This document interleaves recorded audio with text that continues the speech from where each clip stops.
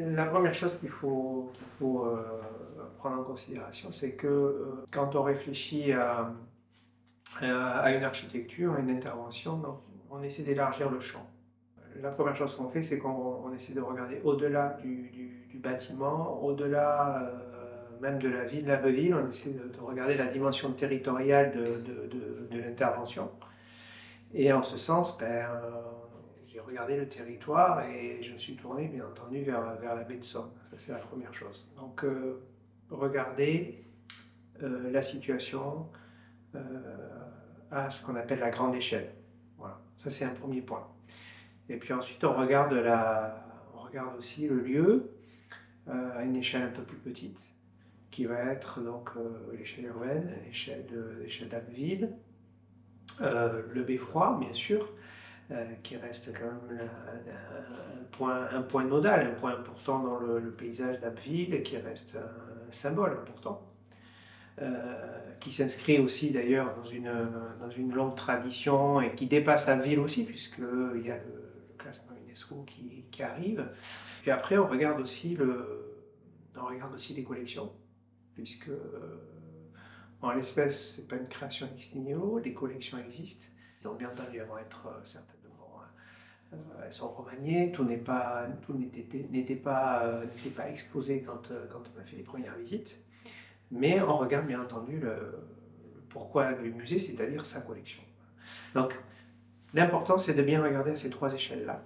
Et donc notre travail consiste bien entendu à essayer d'organiser notre pensée, d'organiser le concept du architectural de manière à ce qu'il puisse répondre à chacune des échelles de manière différente. Donc, il y a une réponse territoriale, il y a une réponse urbaine et puis une réponse muséale, pure, de présentation et de monstration des collections.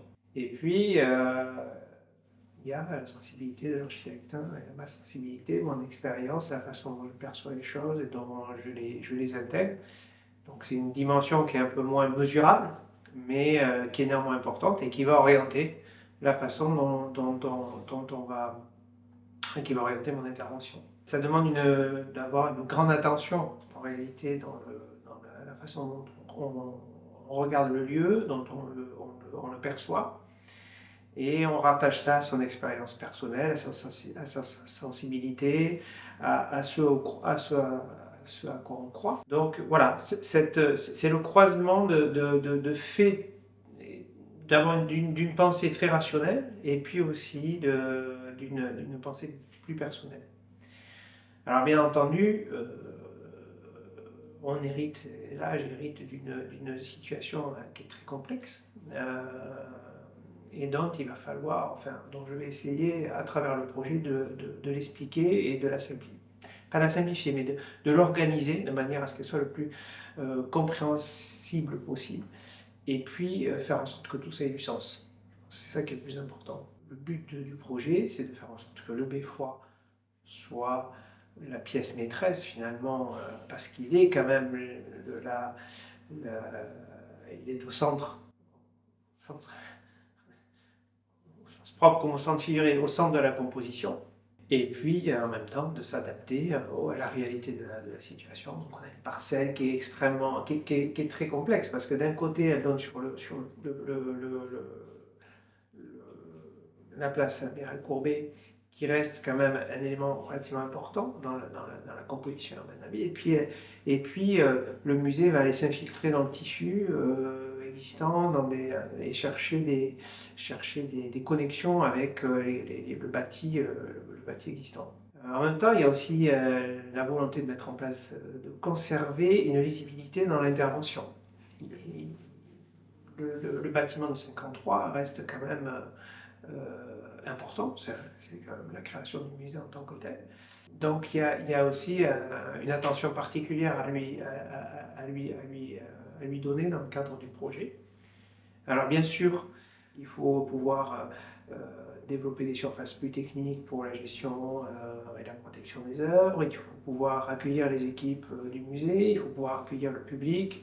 Voilà, donc on essaie de s'emparer du programme et de pouvoir ainsi reloger alors, en partie dans les espaces existants et puis par une création neuve d'une architecture contemporaine que je revendique comme étant contemporaine pour qu'elle s'inscrive en disant voilà, c'est un musée de 2028 avec les techniques d'aujourd'hui et tout ça fabrique la ville comme elle s'est toujours développée.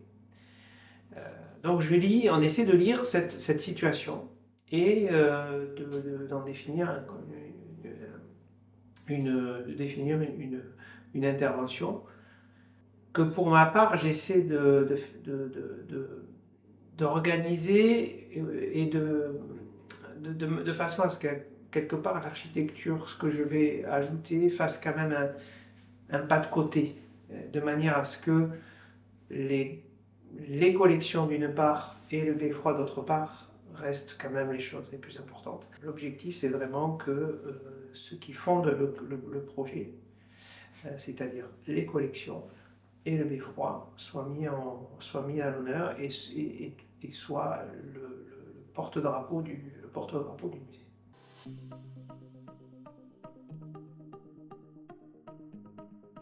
Une des caractéristiques d'un musée, c'est donc d'être au service des œuvres et de mettre à disposition un parcours de médiation suffisamment efficace pour pouvoir transmettre et retranscrire et montrer, expliquer, mettre à disposition l'ensemble des œuvres et des collections. Alors, il y a des collections, il y a des objets, il y a des idées. Voilà. Donc tout ça doit être mis en musique à l'intérieur du musée. Donc c'est le travail de scénographie. Il y a une deuxième composante qui est importante, c'est les questions techniques. Un musée, ça reste un bâtiment extrêmement technique, très pointu sur ce plan-là. Et bien entendu, donc, le concept architectural et tout notre travail s'attache à pouvoir répondre à ces questions-là, et particulièrement au maintien des ambiances hydroclimatiques. Ça, c'est extrêmement important. On a besoin d'avoir une stabilité des ambiances pour pouvoir assurer la conservation des œuvres, de pouvoir les éclairer, les mettre en lumière correctement, de pouvoir les garder en sécurité. Donc il y a tout un système des systèmes spécifiques qui permettent d'assurer la sécurité des œuvres. Donc voilà, il y a tout un paramètre technique qui est nécessaire et qui doit être pris en considération, outre effectivement la mise en espace des collections et le développement des surfaces muséales. Et puis, un musée, ce n'est pas aussi qu'une zone muséale de mise à disposition. Comme je disais tout à l'heure, il y a quand même un certain nombre de services annexes qui sont soit au service du public, à destination du public, puisqu'il y aura des salles de médiation, il y aura un salon de thé. C'est aussi, il faut pouvoir accueillir le personnel du musée et toutes les équipes dédiées à la médiation. Et puis il y a aussi une spécificité, c'est que le musée accueillera aussi l'Office du tourisme. Donc il aura une fonction un peu hybride qui est très spécifique, parce que c'est la première fois qu'on a connaissance qu'on va faire ce genre de mutualisation d'usage. Mais en tout cas, ça donne un intérêt parce que ce lieu va aller au-delà du musée et va être une sorte de machine où il va converger plusieurs usages. Et peut-être que ça va fabriquer ou être le terreau d'une certaine émulation, et c'est ça qui est intéressant. Donc il faut aussi que les espaces qu'on va mettre à disposition soient aussi capables d'accueillir des nouveaux usages qu'on ne perçoit peut-être pas, que personne ne perçoit aujourd'hui, mais qui vont se développer au fur et à mesure de la vie du bâtiment.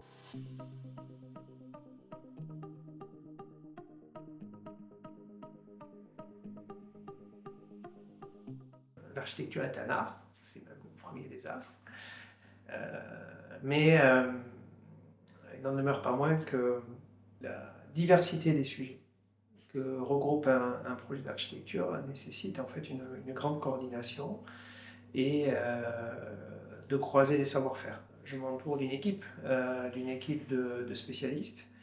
Et donc mon rôle est de coordonner l'intervention de ces spécialistes-là, de manière à ce que la cohérence du projet, la cohérence architecturale, l'écriture, je suis garant de l'écriture architecturale, je suis garant de la cohérence spatiale, etc.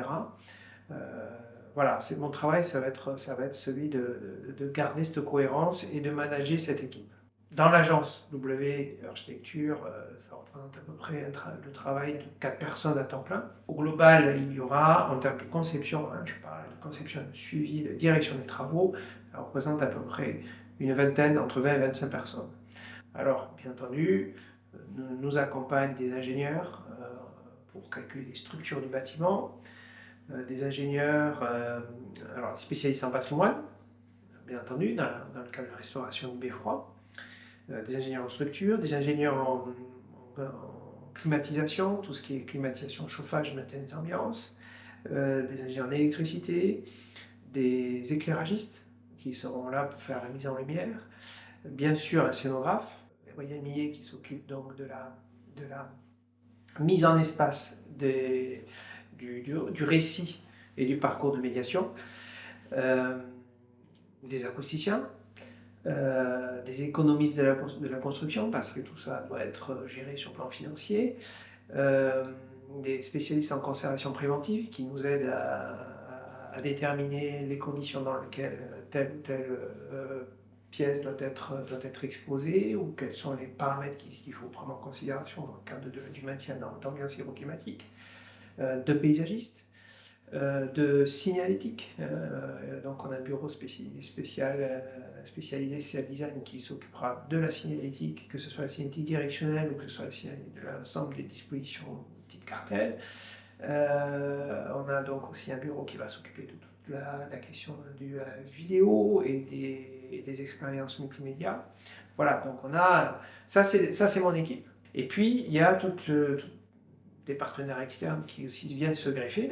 En premier lieu, l'équipe du musée et l'équipe du maître d'ouvrage de la mairie, les services techniques, qui restent un partenaire des plus importants.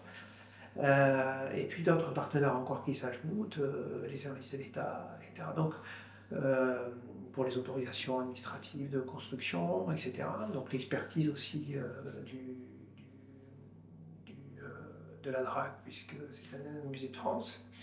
Voilà, donc il y a vraiment une grande quantité de personnes et de spécialistes qui sont autour au chevet du musée, si j'ose dire. Et donc mon rôle, il est central parce que je dois organiser le suivi des études, faire en sorte que tout le monde puisse se parler, que les différents avis soient pris en considération et que les arbitrages soient faits en temps et en heure. Quand bien même, c'est pas à moi de faire des arbitrages, mais en tout cas, m'assurer que les arbitrages soient faits. Voilà, donc il y a toute une dimension opérationnelle qui est relativement complexe et qui est importante par le nombre de personnes et d'acteurs autour de la conception du musée.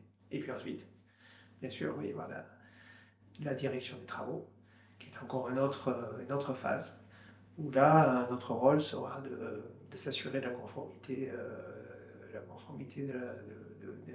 des ouvrages réalisés, et avec un partenaire spécifique du respect du calendrier, du respect de l'enchaînement des différentes phases, puisque le chantier va être phasé.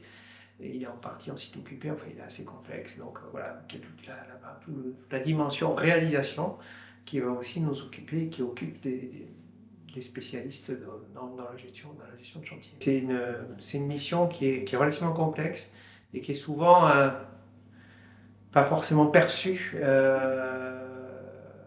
mais qui est essentielle et que nous devons assurer parce qu'on est garant de la globalité et de la bonne fin de l'opération en tant qu'architecte.